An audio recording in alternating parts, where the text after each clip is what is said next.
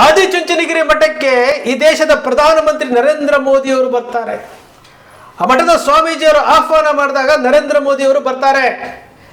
ನಮ್ಮದೇ ಕನಕ ಗುರುಪೀಠದ ದಶಮಾನೋತ್ಸವ ಕಾರ್ಯಕ್ರಮಕ್ಕೆ ರಾಜ್ಯದ ಮುಖ್ಯಮಂತ್ರಿಗಳಿಗೆ ಆಹ್ವಾನ ಕೊಟ್ಟು ಡೇಟ್ ತಗೊಂಡು ಕಾರ್ಯಕ್ರಮವನ್ನು ಫಿಕ್ಸ್ ಮಾಡಿದ್ರೆ TP ಹಾಕಿ ಮುಖ್ಯಮಂತ್ರಿಗಳು ಬರ್ತಾರೆ ಅಂತ TP ಹಾಕಿ ಹೆಲಿಪ್ಯಾಡ್ಗಳನ್ನು ನಿರ್ಮಾಣ ಮಾಡಿದ್ರು ಸಹ ಆ ಕಾರ್ಯಕ್ರಮಕ್ಕೆ ಗೈರಾಗ್ತಾರೆ. ಗೈರಾದ ಮೇಲೆ ಆದರೂ ಸಹ ಇವತ್ತಿನವರೆಗೂ ಮಠಕ್ಕೆ ಬಂದು ಒಂದು ವಿಸಿಟ್ ಕೊಟ್ರ ಅಂದರೆ ಅದೂ ಇಲ್ಲ. ನರೇಂದ್ರ ಮೋದಿಯವರು ಆದಿಚುಂಚನಗಿರಿ ಮಠಕ್ಕೆ ಬರ್ತಾರೆ, ಕಾರ್ಯಕ್ರಮಕ್ಕೆ ಬರ್ತಾರೆ. ನಮ್ಮ ಮುಖ್ಯಮಂತ್ರಿಗಳು ಕನಕ ಗುರುಪೀಠಕ್ಕೆ ಬರೋದಿಲ್ಲ. ಇದೇ ರೀ ವ್ಯತ್ಯಾಸ, ಇದೇ ವ್ಯತ್ಯಾಸ. ಅಮಿತ್ ಶಾ ಅವರು ಕನಕ ಗುರುಪೀಠ ಕಾಗಿನೆಲೆ ಕನಕ ಗುರುಪೀಠಕ್ಕೆ ಬಂದಾಗ ನಿರಂಜನಾನಂದಪುರಿ ಸ್ವಾಮೀಜಿಯವರು ಅಲ್ಲಿ ಹೋಗೋದಕ್ಕೆ ಆಗಲಿಲ್ಲ. ಯಾಕೆಂದರೆ ಇಲ್ಲಿ ರಾಹುಲ್ ಗಾಂಧಿ ಅವ್ರನ್ನ ಸಿದ್ದರಾಮಯ್ಯನವ್ರು ಕರ್ಕೊಂಬಂದ್ಬಿಟ್ಟಿದ್ರು. ಅಧಿಕಾರದಲ್ಲಿದ್ದಂತಹ ಆಡಳಿತದಲ್ಲಿದ್ದಂತಹ ಗೃಹ ಸಚಿವರು ಬಂದಾಗ ಕಾಗಿನೆಲೆಯಲ್ಲಿ ಇಲ್ಲಿ ವಿರೋಧ ಪಕ್ಷದಲ್ಲಿದ್ದಂತಹ ರಾಹುಲ್ ಗಾಂಧಿ ಅವ್ರನ್ನ ಕರ್ಕೊಂಡು ಬರ್ತಾರೆ. ಇದೇ ಅಲ್ವೇನ್ರಿ ಕುರುಬರ ದುರಂತ. ಗೃಹ ಸಚಿವರು ಕಾಗಿನೆಲೆಗೆ ಬಂದಾಗ ಜಗದ್ಗುರುಗಳು ಇದ್ದು ಅವರನ್ನು ಆಧರಿಸಿ ಅವರಿಗೆ ಮನವಿಯನ್ನು ಕೊಡ್ಬೋದಾಗಿತ್ತು. ಆ ಅವಕಾಶವನ್ನು ನಾವು ತಪ್ಪಿಸ್ಕೊಂಡ್ಬಿಟ್ವಿ. ಹೋಗ್ಲಿ, ನಮ್ಮ ರಾಜ್ಯದಲ್ಲಿ ಇಡೀ ಕರ್ನಾಟಕದಲ್ಲಿರುವಂಥ ಎಲ್ಲ ಕುರುಬರಿಗೂ ಶಕ್ತಿ ಕೇಂದ್ರ ಆಗಿರುವಂಥ 10 ವರ್ಷಗಳ ಕಾಲ ಒಂದು ಮಠವನ್ನು ಕಟ್ಟಿ ನಿನ್ನೆ ದಿವಸ ಅವರು ಹೇಳ್ತಾರೆ, ಸ್ವಾಮೀಜಿಯವರು 200 ಕೋಟಿ ರೂಪಾಯಿ ಆಸ್ತಿ ಮಾಡಿದ್ದೇನೆ ಅಂತ ಹೇಳ್ತಾರೆ. ಲೆಕ್ಕಪತ್ರಗಳನ್ನು ಕೊಡ್ತಾರೆ. ಸ್ವಾಮೀಜಿಯವರು ಲೆಕ್ಕಪತ್ರಗಳನ್ನು ಕೊಡ್ತಾರೆ. ಕಾರ್ಯಕ್ರಮಕ್ಕೆ ದೇಣಿಗೆ ಇಷ್ಟು ಜನ ಕೊಟ್ಟಿದ್ದಾರೆ, ಇಷ್ಟು ಖರ್ಚಾಗಿದೆ, ಇಷ್ಟು ಉಳಿದಿದೆ ಅಂತೇಳಿ ಲೆಕ್ಕಪತ್ರಗಳನ್ನು ಕೊಡ್ತಾರೆ. ಅಂತಹ ಒಂದು ದಶಮಾನೋತ್ಸವವನ್ನು ಆಚರಣೆ ಮಾಡ್ಕೊಳ್ತಾ ಇರುವಂತಹ ಕಾರ್ಯಕ್ರಮಕ್ಕೆ ಮುಖ್ಯಮಂತ್ರಿಗಳು ಬರೋದಿಲ್ಲ, ನಮ್ಮ ಸಮುದಾಯದ ಶಾಸಕರು ಬರೋದಿಲ್ಲ. ಏನಂತ ಹೇಳ್ತೀರ್ರಿ, ಏನಂತ ಹೇಳ್ತೀರಿ? ಕಣ್ಣು ಮುಂದೆ ಇರುವಂಥದ್ದು, ಕಣ್ಣು ಮುಂದೆ ಇರುವಂಥದ್ದು. ಹೋಗ್ಲಿ, ಸಂಖ್ಯೆ, ಸಮಾಜದ ಸಂಖ್ಯೆ ಏನಾದರೂ ಕಡಿಮೆ ಇದೆಯನ್ರಿ? ಈ ಸಮುದಾಯದ ಸಂಖ್ಯೆ ಕಡಿಮೆ ಇದೆಯಾ? ಕರ್ನಾಟಕದಲ್ಲಿ ಸಿಂಗಲ್ ಲಾರ್ಜೆಸ್ಟ್ ಕಮ್ಯುನಿಟಿ ನಮ್ಮದು, ಅತಿ ದೊಡ್ಡದಾದಂತಹ ಸಮುದಾಯ ನಮ್ಮದು. ನಮಗೆ ಅದರ ಶಕ್ತಿಯ ಅರಿವೇ ಇಲ್ಲ. ನಮಗೆ ಎಂತಹ ಇತಿಹಾಸ ಇದೆ ಅದರ ಅರಿವೇ ಇಲ್ಲ. ನಮಗೆ ಜೈಕಾರ ಹಾಕ್ತಾ ಇದ್ದೀವಿ.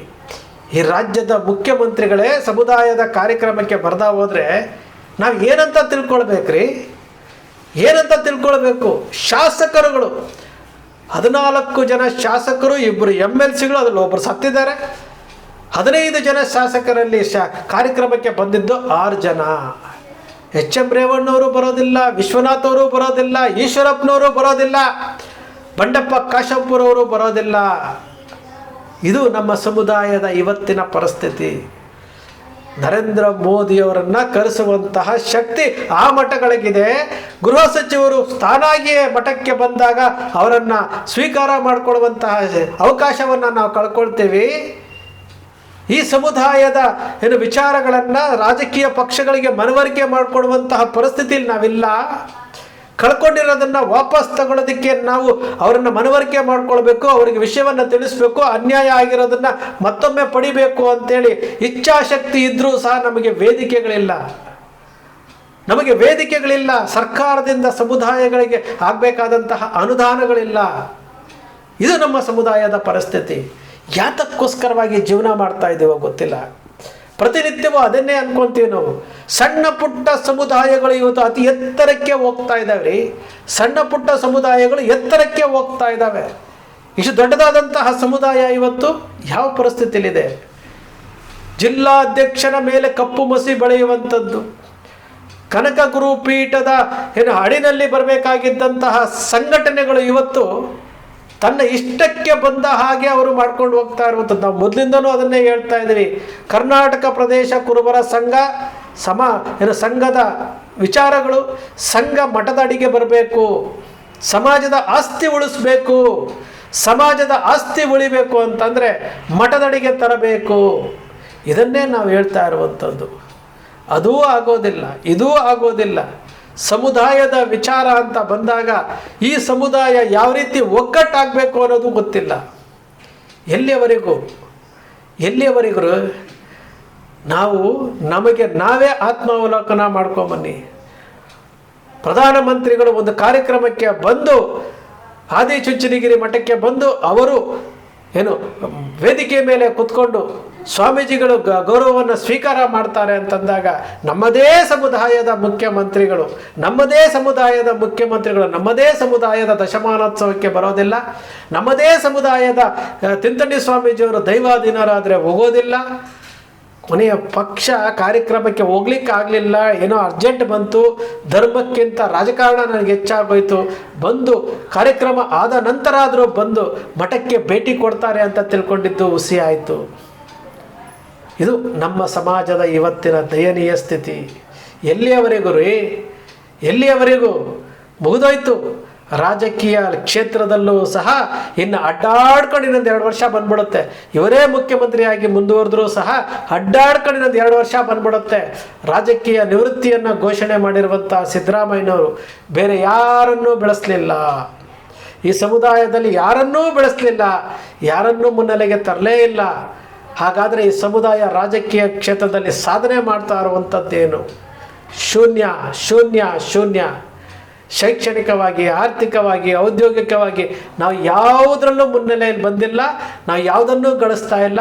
ಆದರೂ ಸಹ ಈ ಸಮುದಾಯದಲ್ಲಿ ಅಂಧಭಕ್ತಿ ಅಂತ ಹೇಳ್ತೀವಲ್ಲ, ಇವತ್ತಿನ BJP ಅವ್ರಿಗೆ ಹೇಳ್ತಾರಲ್ಲ ಅಂಧಭಕ್ತರು ಅಂತೇಳಿ, ನಮ್ಮ ಸಮುದಾಯದಲ್ಲೂ ಒಂದಷ್ಟು ಜನ ಅಂಧಭಕ್ತರಿದ್ದಾರೆ. ಅವರು BJP ಅಂಧಭಕ್ತರಾದರೆ ಇಲ್ಲಿ ರಾಜಕೀಯ ಅಂಧಭಕ್ತರಿದ್ದಾರೆ. ಅವರಿಗೆ ದೇವರು ಬುದ್ಧಿ ಕೊಡಬೇಕಷ್ಟೇ. ಸಮುದಾಯ ಅಂದರೆ ಸಮುದಾಯ ಫಸ್ಟು, ಸಮುದಾಯದ ಮುಂದೆ ಎಲ್ಲರೂ ಶೂನ್ಯ ಅಂತ ಬರಬೇಕ್ರಿ. ಸಮುದಾಯದಲ್ಲಿ ಆಗ್ತಾ ಇರುವಂಥ ತಪ್ಪುಗಳನ್ನು ಕೊನೆಯ ಪಕ್ಷ ಮನವರಿಕೆ ಮಾಡಿಕೊಡ್ಬೇಕು. ಈ ಸಮುದಾಯದಲ್ಲಿ ಪ್ರತಿಯೊಬ್ಬನೂ ಸಹ ನನ್ನ ಸಮುದಾಯಕ್ಕೆ ಅನ್ಯಾಯ ಆಗ್ತಾ ಇದೆ ಅಂತಕ್ಕ ದನಿ ಎತ್ತಬೇಕು. ನಾನು ಪದೇ ಹೇಳ್ತಾ ಇರ್ತೀನಿ, ಬೆಂಗಳೂರಿನ 17,000 ಚದರಡಿ ಕರ್ನಾಟಕ ಪ್ರದೇಶ ಕುರುಬರ ಸಂಘಕ್ಕೆ 5 ಅಡಿ ಪ್ಯಾಸೇಜ್ ಬಿಟ್ಟು ಕಟ್ತಾ ಇದ್ದಾರಂತೆ. 1 ಅಡಿಗೆ ₹1,00,000 ಇದೆ. ಪ್ರಶ್ನೆ ಮಾಡಿ, ಬೆಂಗಳೂರಿನಲ್ಲಿರುವಂಥ 45,000 ಜನ ಅಜೀವ ಸದಸ್ಯರಿದ್ದೀರಿ, ಅದು ಏನು ಅಂತ ಹೋಗಿ ನೋಡಿ. 5 ಅಡಿ ಬಿಟ್ಟು ಕಟ್ತಾ ಇದ್ದಾರಂತೆ, ಹೋಗಿ ನೋಡಿ. ಅದು ಏನು ಕಟ್ತಾ ಇದ್ದಾರೆ ಅಂತ ಕೇಳಿ. ಸಮುದಾಯದ ಆಸ್ತಿ ಅದು. ಯಾರ್ಯಾರು ಹಣ ಕೊಡಬೇಕಾದ್ರೆ ಯಾರಿಗೆ ತಲುಪಿಸ್ಬೇಕು ಅಂತ ಕೇಳ್ರಿ. ಸಮುದಾಯದ ಆಸ್ತಿ ಅದು. ಹೋಗಿ ಕೇಳಿ ಸ್ವಾಮಿ. ಬೆಂಗಳೂರಲ್ಲಿರುವಂಥವ್ರು ವಾಟ್ಸಾಪಲ್ಲಿ ಕುತ್ಕೊಂಡು ಚರ್ಚೆ ಮಾಡ್ತೀರಲ್ಲ, 17,000 ಚದರಡಿ ಗಾಂಧಿನಗರದಲ್ಲಿದೆ ಅಂತಂದರೆ ಎಂತಹ ಮೌಲ್ಯ ರೀ ಅದು. ಸಾವಿರಾರು ಕೋಟಿ ರೂಪಾಯಿ ಆಸ್ತಿ ಅದು. ಕಟ್ಟಿದ ನಂತರ ಮತ್ತೊಬ್ಬರಿಗೆ 5 ಅಡಿ 150 ಅಡಿ ಉದ್ದ ಬಿಟ್ಕೊಟ್ಬಿಟ್ರೆ, ಹಿಂದೆ ಆಗಿತ್ತಲ್ಲ ಯಾವುದೋ ಆಸ್ತಿಗಳನ್ನು ಬಿಟ್ಕೊಟ್ಟಿದಾರಲ್ಲ, ಆ ರೀತಿ ಆಗೋಗ್ಬಿಡುತ್ತೆ. ಯಾರೂ ಬಾಯಿ ತೆಗಿಯಲ್ಲ. ನಮಗೆ ಯಾಕೆ ಅಂತ ಕೇಳ್ತೀರಿ. ಈ ಸಮುದಾಯವನ್ನು ಮುನ್ನಡೆಸುವಂತಹ ಕುರುಬನಿಲ್ಲದ ಕುರಿಗಳ ಮಂದೆ ಅಂತಾಗಿ ಈ ಸಮುದಾಯಕ್ಕೆ ದಿಕ್ಕು ದೆಸೆ ಇಲ್ದಂಗೆ ಓಡ್ತಾ ಇರುವಂಥದ್ದು. ನಿಜಕ್ಕೂ ಬಹಳ ಬೇಸರ ಆಗಿರೋದೇನಂತಂದರೆ, ನಮ್ಮ ಸಮುದಾಯದ ಕಾರ್ಯಕ್ರಮಕ್ಕೆ ಈ ರಾಜ್ಯದ ಮುಖ್ಯಮಂತ್ರಿಗಳು ಬರೋದಿಲ್ಲ. ಅದೇ ಆದಿಚುಂಚನಗಿರಿ ಮಠಕ್ಕೆ ನರೇಂದ್ರ ಮೋದಿಯವರು ಬಂದು ಕುತ್ಕೊಳ್ತಾರೆ, ದೇವೇಗೌಡರು ಬಂದು ಕುತ್ಕೊಳ್ತಾರೆ. ಈ ವಯಸ್ಸಿನಲ್ಲಿ ದೇವೇಗೌಡರು ಬಂದು ಕುತ್ಕೊಂಡು ಆ ಕಾರ್ಯಕ್ರಮದಲ್ಲಿ ಕುತ್ಕೊಂಡು ಭಾಗವಹಿಸ್ತಾರೆ ಅಂತಂದರೆ, ದೇವೇಗೌಡರು ವೀಲ್ ಚೇರ್ ಮೇಲೆ ಬಂದು ಕುತ್ಕೊಂಡು ಕಾರ್ಯಕ್ರಮಕ್ಕೆ ಬರ್ತಾರೆ, ಈ ರಾಜ್ಯದ ಮುಖ್ಯಮಂತ್ರಿಗಳು ನಮ್ಮ ಸಮುದಾಯದ ಕಾರ್ಯಕ್ರಮಕ್ಕೆ ಬರಲ್ಲ ಅಂತಂದಾಗ ನಮಗೆಷ್ಟು ನೋವಾಗುತ್ತೆ. ಅದೇ ಆ ಮಠಗಳಲ್ಲಿ ಪಕ್ಷಭೇದ ಮರೆತು ಎಲ್ಲರೂ ಬಂದು ಕುತ್ಕೊಂಡು ವೇದಿಕೆಯ ಮೇಲೆ ಬರ್ತಾರ್ರಿ ಅವ್ರ ಮಠಗಳ ಕಾರ್ಯಕ್ರಮಕ್ಕೆ. ನಮ್ಮ ಸಮುದಾಯದ ಕಾರ್ಯಕ್ರಮಕ್ಕೆ ಮಾಜಿ ಶಾಸಕರು ಭಾಗವಹಿಸೋದಿಲ್ಲ. ಮಾಜಿ ಶಾಸಕರು ಭಾಗವಹಿಸೋದಿಲ್ಲರಿ. ಇಷ್ಟೇ ವ್ಯತ್ಯಾಸ. ಎಚ್ಚೆತ್ಕೊಳ್ಳಿ. ಸಮುದಾಯ ವಿನಾಶದತ್ತ ಹೋಗ್ತಾ ಇದೆ. ಎಚ್ಚೆತ್ಕೊಳ್ಳಿ. ನಾಳೆ ದಿವಸ ಬಹಳ ಸಮುದಾಯದ ಭವಿಷ್ಯ ಶೂನ್ಯದತ್ತ ಹೋಗುತ್ತೆ. ನಿಮ್ಮ ಕನಕ TV ಯಾವಾಗಲೂ ಎಚ್ಚರಿಸ್ತಾ ಇರುತ್ತೆ. ಕನಕ TVಯ ವಿಶ್ಲೇಷಣೆ ನಿಮ್ಗೆ ಇಷ್ಟ ಆಯಿತು ಅಂದರೆ ಸಬ್ಸ್ಕ್ರೈಬ್ ಆಗಲಿಲ್ಲ ಅಂದರೆ ಸಬ್ಸ್ಕ್ರೈಬ್ ಮಾಡ್ಕೊಳ್ಳಿ. ಪಕ್ಕದಲ್ಲಿ ಕಾಣುವಂಥ ಬೆಲ್ ಐಕಾನ್ ಪ್ರೆಸ್ ಮಾಡಿ, ಶೇರ್ ಮಾಡಿ, ಪ್ರೋತ್ಸಾಹ ನೀಡಿ.